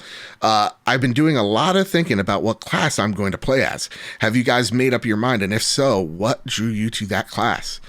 I played a warrior, knight, prisoner, and astrologer, I'd like to say. Okay. Knight, if you're new, that is going to be the most Souls-ish experience. It's safe because you got a good shield. But I'm going to personally pick the Vagabond or the Samurai because I want to do something a little different, for sure. Is there... I think when we first saw the Elden Ring big trailer, right? When we first saw the world for the first time in gameplay. Yeah. Wasn't there a class like Beast something? Yeah, so again, in the build that I had, it seems like this is kind of like Final Fantasy jobs, where these classes will evolve over time into their master classes. But again, I'm not that far in. Very much, All right, I'm 15 hours deep, and I'm not close. That's wild. Can't stress that enough. Yeah. Follow-up question. Is magic any different from like Demon Souls? Yes, magic is still overpowered, so you can still use it, and you can avoid getting in close to the boss. But I also want to say that it misses more than it does, and it takes a bit to load in when you're talking about conjuring up magic. It'll take time for you to cast that spell. It's not as immediate, the magic that it has. So it's more of an additive accessory to combat, other than like the main source of attack. I mean, if you're the like astrologer, a supplemental kind of thing. Okay. Okay. All right. Jeremy writes, should someone new to Souls give this game a chance? Only if you're open-minded. I can't stress this enough. These are challenging games. Only if you're open-minded, Jeremy. Oh, that said, and I almost forgot, it's silly me as well, I'll post this on Twitter as well, our winner to the Elden Ring giveaway is Hey Scary Tiger, a.k.a. Sasha on Twitter. Hey! Again, at Hey Scary Tiger, all one word, Sasha. Slide in my DMs. Congratulations. I'll get you a PSN code or whatever you fancy. Is it a Steam code? Yeah. I don't care. I don't really care. You know? Go enjoy your game on whatever platform, but you're here on the PlayStation, so I assume. Kyle Toxic writes in, now that we've been hands-on Forbidden West, I'm curious how your progress is going in the game. How much longer do you think you'll take before you hop onto Elden Ring full time? I have to stress this because I'm actually not annoyed at this question, Toxic. I love you. I'm annoyed at every post I make on Horizon because I'm genuinely enjoying the game. And there are people that slide in my DMs or slide into the comments of like, how can you enjoy this game? It's a buggy mess. On Horizon? On Horizon. Are they playing the same game I am? No, they're playing Twitter where they watch clips of people manufacturing problems and then complain about it to me, a person who isn't a developer on the game. Sure. And it's annoying because I genuinely love this game. Same. And you're trying to ruin my experience and I'm not having it anymore. Yeah, no. Stop it. Yeah. I like this game a lot. And it should tell you that I was playing Elden Ring and Horizon took up my whole focus. Genuinely love this game. Same. They've addressed a lot of the bug fixes that people have experienced, and I have had experiences as well. Yeah. You had an experience with Horizon, your PlayStation 5, I think. Oh yeah, but I don't think that was a Horizon issue. I think I realized what made that happen. What's that? I had to recently upgrade my cable box, and they gave me an Apple TV. Oh. And that takes advantage of the HDMI link thing with the TV. And so while that was on in the background, me playing PlayStation, it would put the TV to sleep mode, which would then in turn link the PlayStation and turn it into rest mode. Once I turned off that switch thing in the PlayStation menu, it hasn't happened since. Yeah. But yeah, there have been minor things like Aloy swinging through the world when she jumps up to a ladder. Or clipping through things. The blurry bottom half of Aloy in the edge of pictures like in photo mode. Yeah. But I know they addressed that in the patch. Yeah, they did. So I'm happy to take as million more gorgeous, drop dead gorgeous pictures. Yeah. In this game, because this game I'm blown away by how beautiful it looks, and I've been playing on performance, 60 frames. Feels good. Oh, really? You're playing on performance? I am. Because people on Twitter say playing on performance sucks. And it's not true. I'm having a great time. I'm having a great time. Yeah. Oh, wow. Okay. Yeah. No, I'm playing on fidelity because to me, the game looks so beautiful. And I felt like the only time when I notice 30 to 60 is literally when I change it immediate. Sure. If I play the game at 30, I can't notice. I'm sorry, guy. I know it could trigger some people. You're not wrong. No, I'm being a PlayStation stan, Kyle. I can't. What do you mean? I'm not Digital Foundry. I don't know things like that. My eyes are dumb. I need glasses. I don't know what to tell you. Yeah, I only notice it as well when I make the switch. Yeah. And even when this popped on, I was in fidelity mode and I didn't notice, and I was like, "Oh, wait! I wonder if this has a performance mode." And then I switched it. Yeah, it wasn't because I was like, "Oh, I can't play it at 30 frames." Now there is some shimmering from what I hear, and I think that was addressed in the patch, wasn't it? Oh well, not what people on Twitter said. Yeah, it's addressed in the patch. Yeah, okay. But I did notice that a little bit. Again, did not break my experience from the game. I just preferred playing it on fidelity because the game just looks so good, and I'm like, damn it, I'm taking full advantage of it. So, Bradward Fight on Twitter says, are we addressing shimmering? Well, it's been addressed.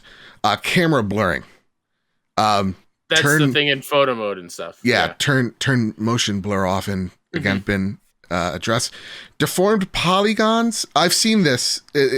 I think that my overall problem is not with the bugs. It is with some of the pop-in, which again have been addressed in the latest hotfix. Bricking PS5s, I've heard nothing of this. 60 FPS not running at a locked 60. I have seen it, and it does not. HDR is flat. I would like to say, what game are they playing? Because it looks great. Yeah. I'm playing on an LG C1, by the way. I'm an OLED boy, and 30 FPS below 30. Now, I have experienced this.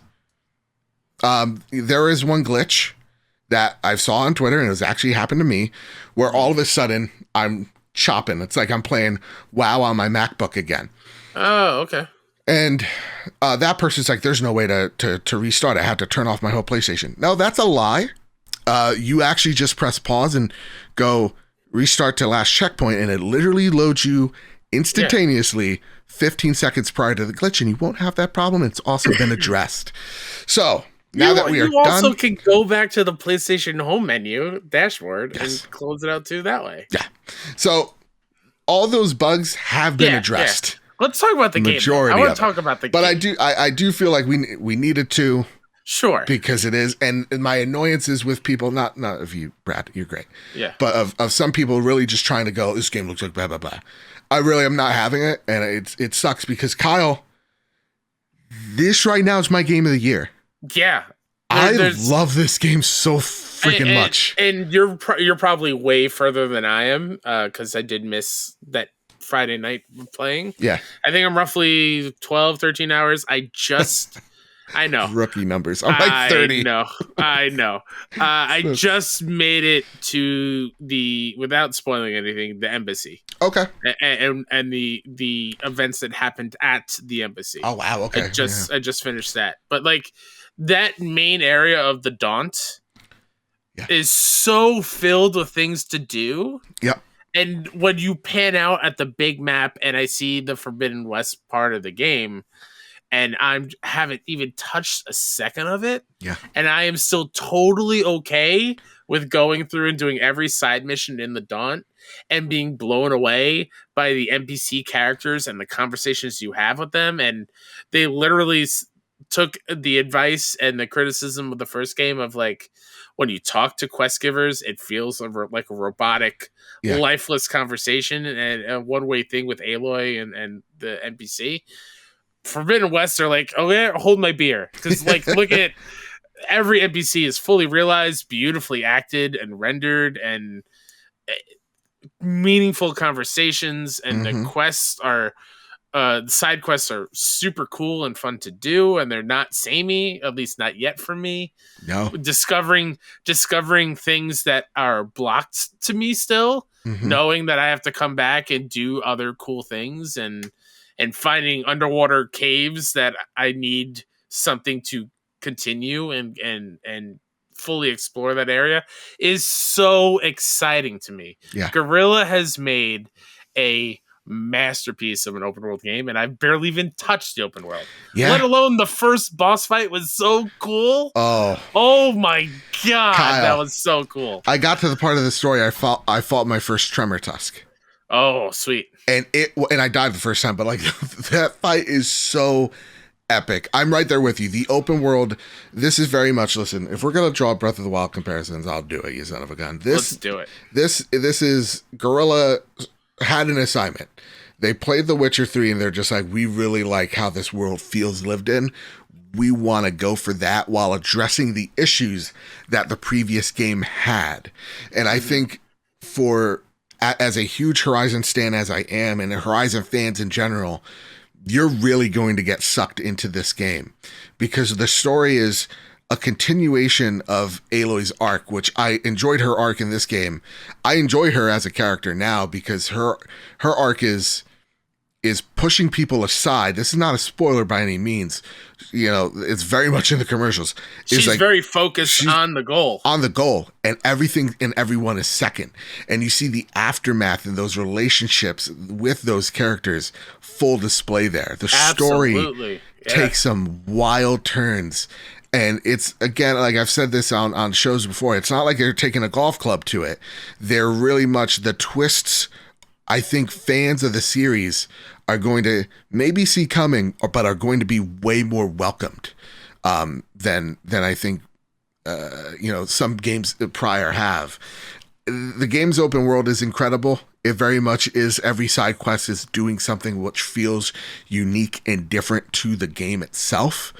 It's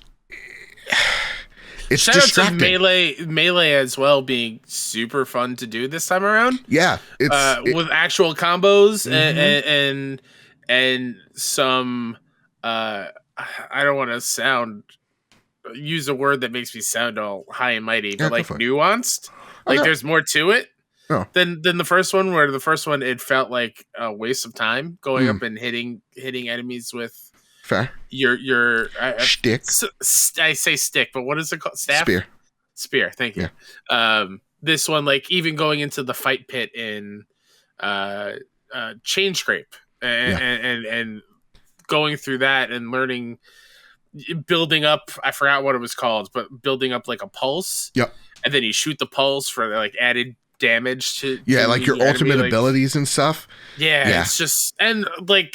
The skill tree, there's so much there. So much. You got Infiltrator. You got just things that work on your medicine. Aloy can be totally different from a different Aloy in terms of skills and how you go about things. Like I'm all ranged and some melee, But like, there's some people who are like, no, dude, I'm full on infiltrator. I'm sneaking, swooping by. That's what I'm doing. I'm like, no. I'm so impressed. Yeah.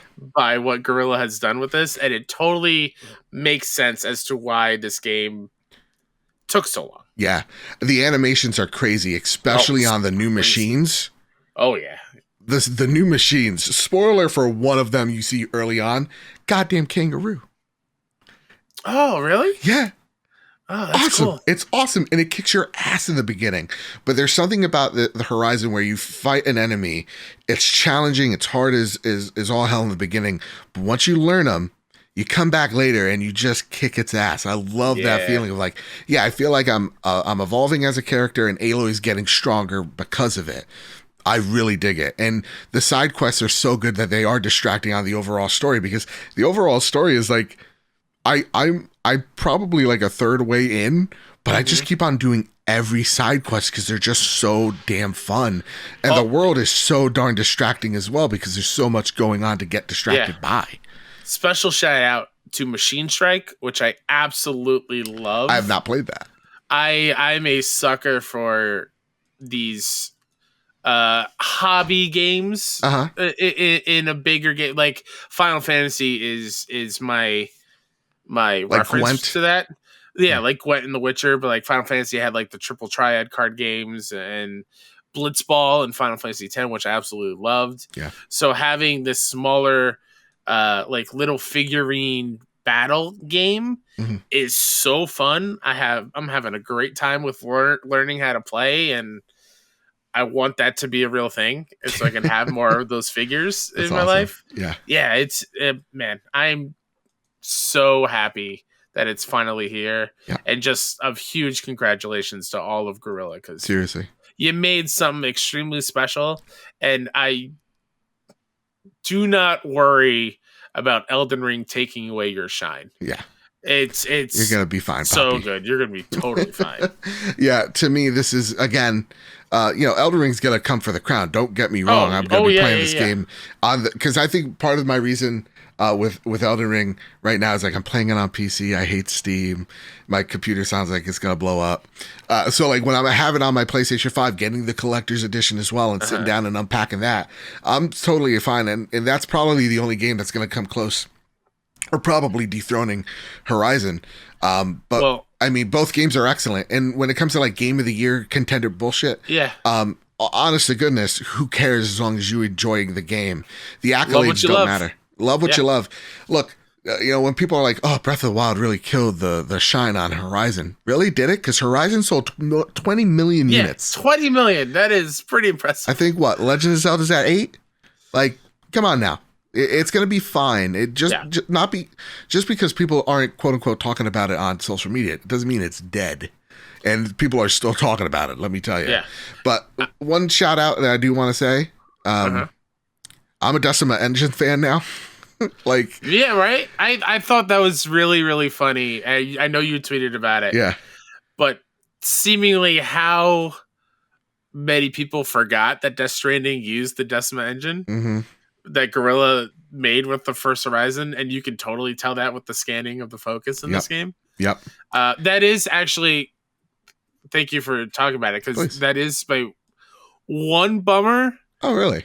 Climbing isn't the best. Yes, I think Ghost of Tsushima is the best climbing. I'll take it. Yeah, I have trouble.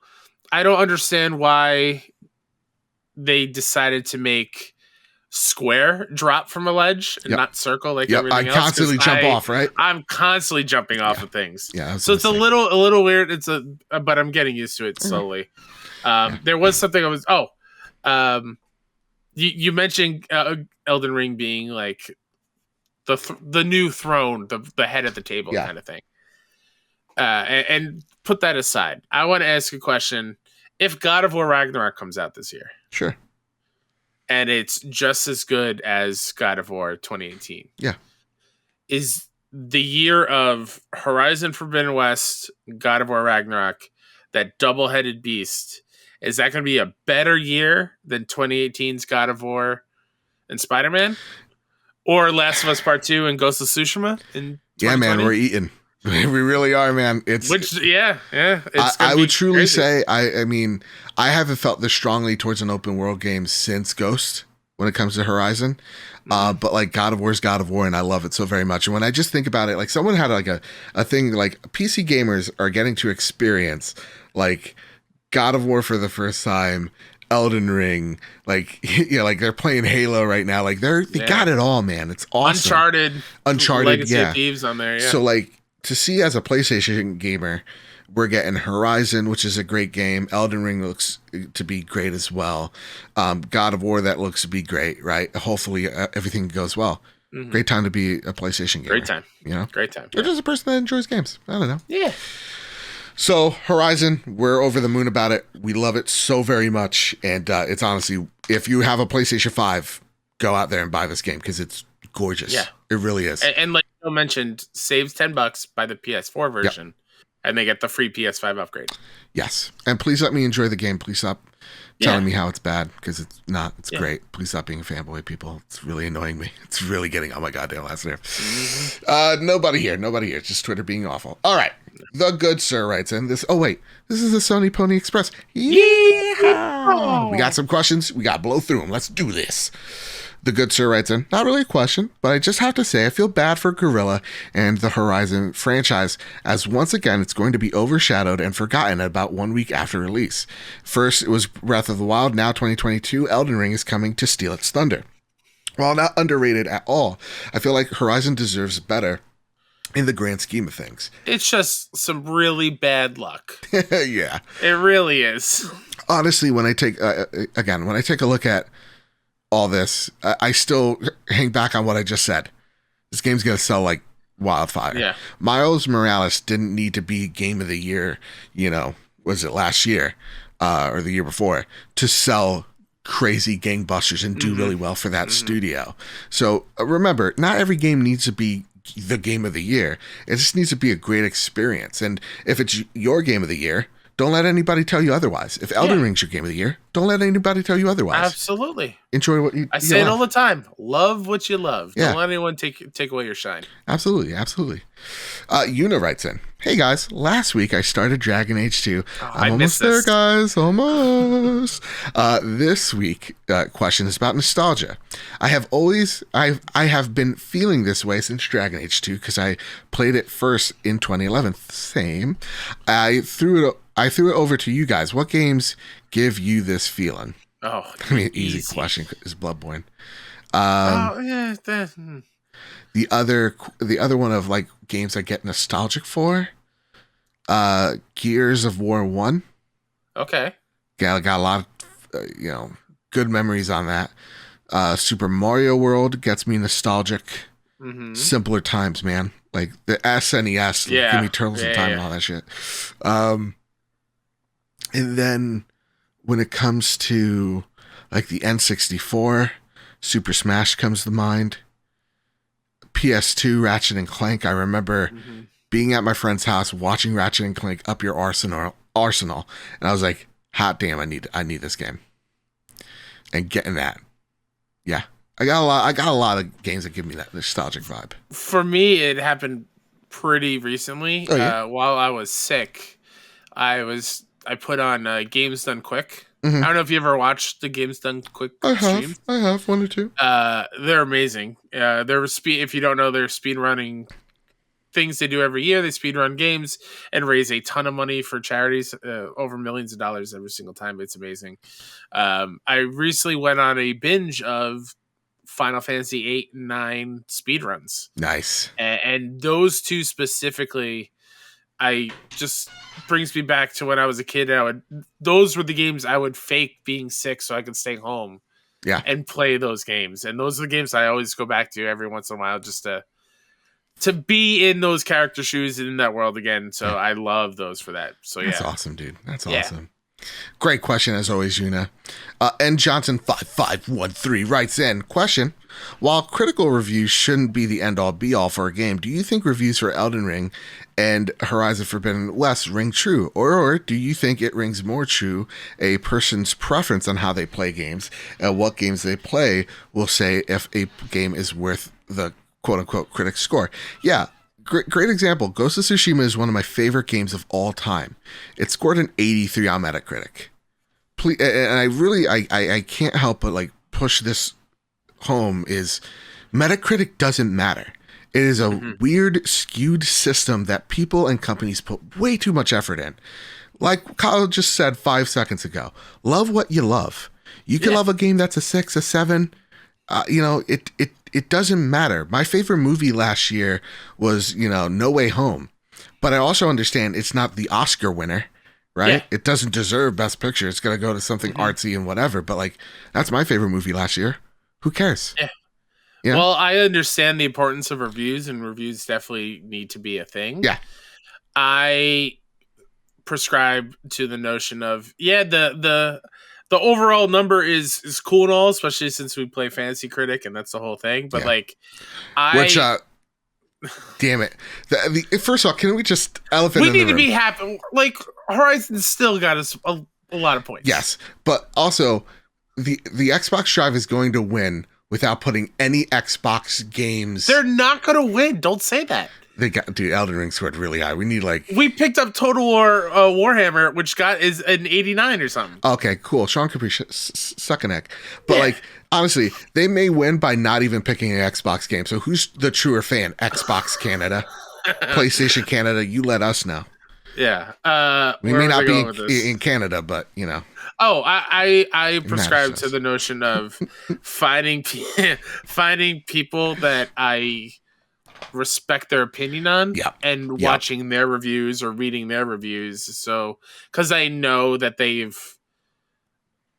treated me right in the past. I said that treated me, but you know what I mean? Like, I agree with their perspective on games and the way they view games in their reviews. So I search and watch those and basically ignore everything else. Yeah. Again, I go to Season Gaming. I go to Ains. I go to Skill Up. They're great. And I love the conversations that we've been having this month as well, because I feel like that's just such a different format and it's much more casual and get a cool, different view at reviews. But yeah.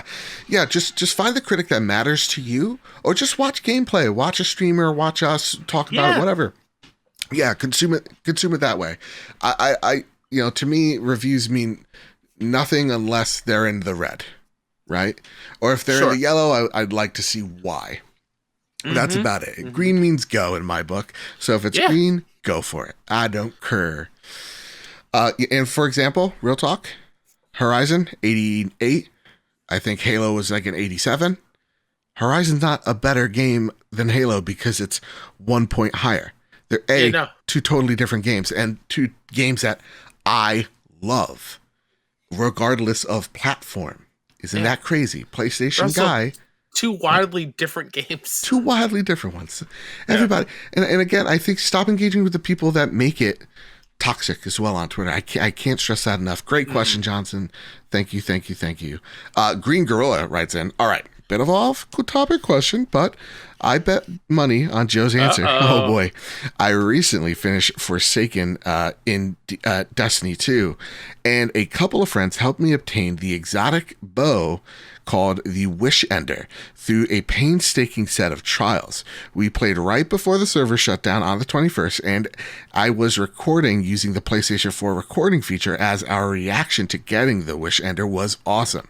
The server shut down, sent us back to the title screen, so I go to save the clip. Oh my god, it's gone. This is not the first time I've experienced this, and the recording feature is horrifically broken. So my question is, what feature on the PlayStation 4 or 5 or even VR is either broken or non-existent that you would like to see fixed or added? Party chat, top to bottom. Did you win money, Green Gorilla? Top to bottom. Party chat. Rework it. It's not working for us. What about you, man? What feature would you like added? We finally, they gave it to us, took it away from us, but now photos just and in time screen for Horizon. Yeah. Thank God. On the app. I don't really have an answer. Okay. I just play my games and hit the hay. Block out the noise, you know? God, I wish I was like you. I mean, more trophy stuff would always be great, but I don't know. Yeah. Good question, Gorilla. Good question. You know what? I came off of the anger now, and I'm just like calm. I'm like zen. So I'm ready for the last question.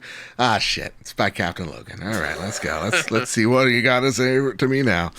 Captain Logan writes, what are you looking forward to that you think will actually ship now that Elden Ring and Horizon are launched? I would say the next thing I'm excited for would be, God of War.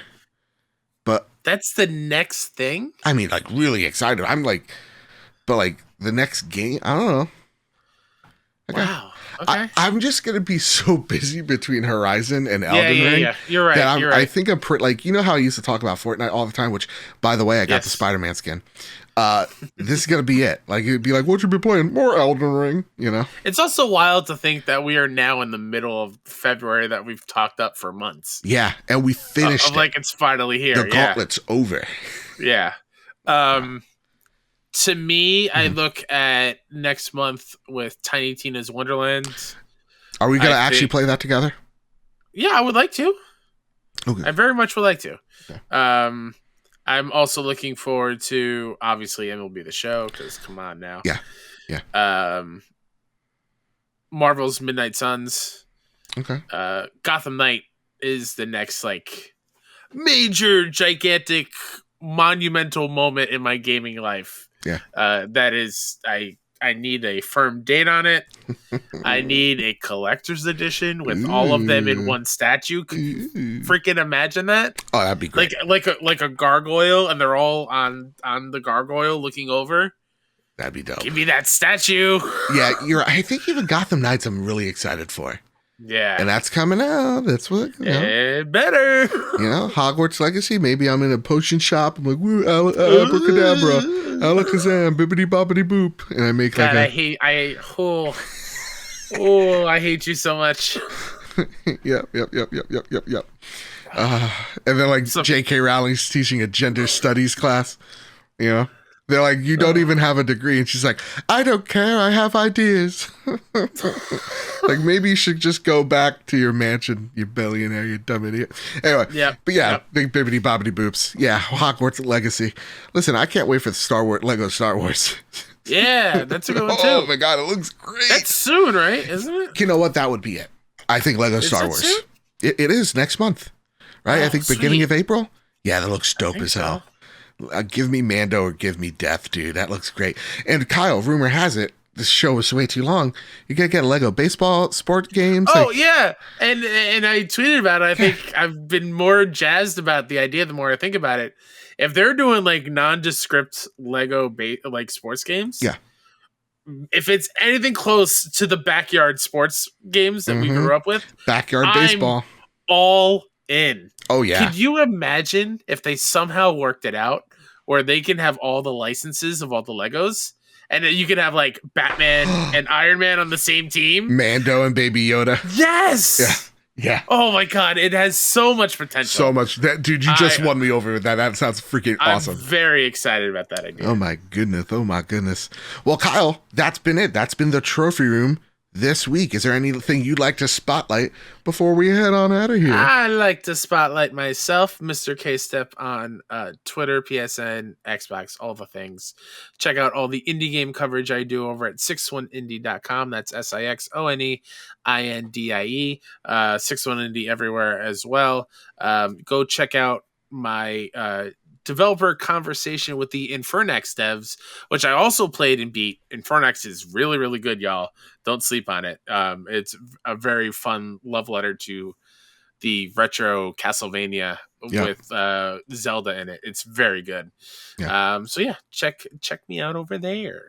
And as always, I do want to just say, for the record, for everybody that has given us, reviews over the past few weeks and months, for the Elden Ring giveaway, for our Horizon giveaway, thank you all so much. I really wish I could give each and every one of you guys copies, but that would make me bankrupt. Your kindness, your generosity, and your support has gone way over and beyond. It's really helped us out, because spoiler alert, I have had one of the worst, most tumultuous weeks this week. It has not been I have not been a happy camper, so I think I bled through later on in this episode. But honestly, reading your 5-star reviews, you guys don't know how much that helps. You don't know how much it makes me a little even happier. My heart grows a little bit from this Grinch heart. Every time I see a 5-star review over on Spotify or Apple Podcasts, it really does help me out mentally. And shout out to you, Kyle, for yet again always being amazing, because it has felt like forever. And this episode was, as the kids say, a fuego. It was fire. It was lit. I almost made a very bad adult joke at the end there. I'll say it in the post show. All right, good. Yeah. So with all that said, with all that out of the way, everybody, thank you all so much. Follow me over at Mr. Badbit. Follow the show over at PS Trophy Room, where we hit over 3,000 followers, but we'll see how far we'll see. Love you, 3,000. We'll see. We'll see if it's 6. Love you, 3,000. Stick around, I promise. It's worthy. We have fun here. We have fun. Please. There'll be more giveaways. Please stop. Please don't leave. Everybody, keep your wits about you. Keep hunting and keep playing PlayStation. See you guys.